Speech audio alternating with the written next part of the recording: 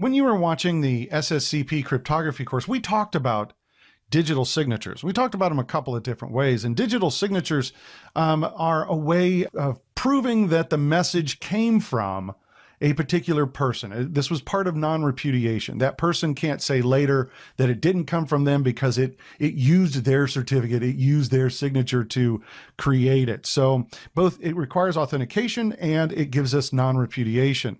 What I didn't do though was actually relate it to a set of algorithms or standards, and I just wanted to kind of point a couple of things out. So DSA, which stands for Digital Signature Algorithms, this is for the generation and verification of digital signatures.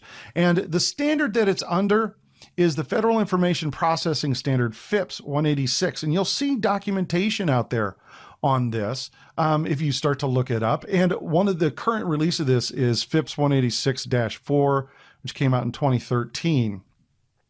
Now, this is a key generation process that we can do for this, creating both a public and private key pair. You'll remember this from the asymmetrical conversations that we had in the SSCP cryptography course. And you get a lot of benefits out of this. You know, the best benefit is, and I think I had mentioned this before, it's a lot better than a handwritten signature that is easy to forge. That's one of the ideas behind this, is that maybe Mary has sent me a paper note that said, you know, you're fired. And that, which would not be nice for Mary to do. And it's signed with Mary's signature, but that could have been forged by anybody.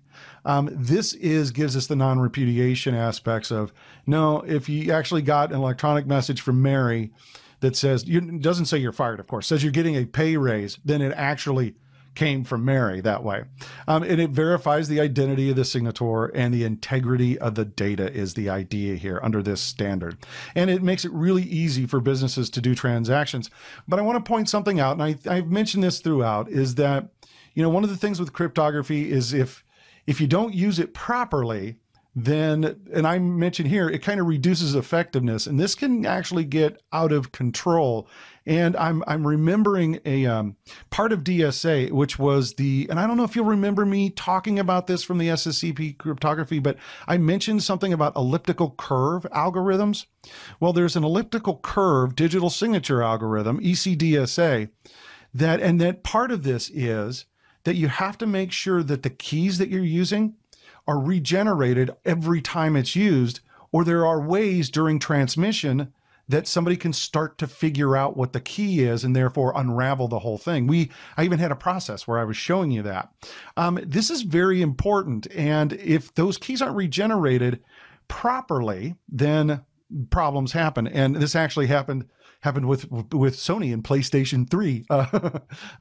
They were, their games and all that were generating, they were using the same key over and over again.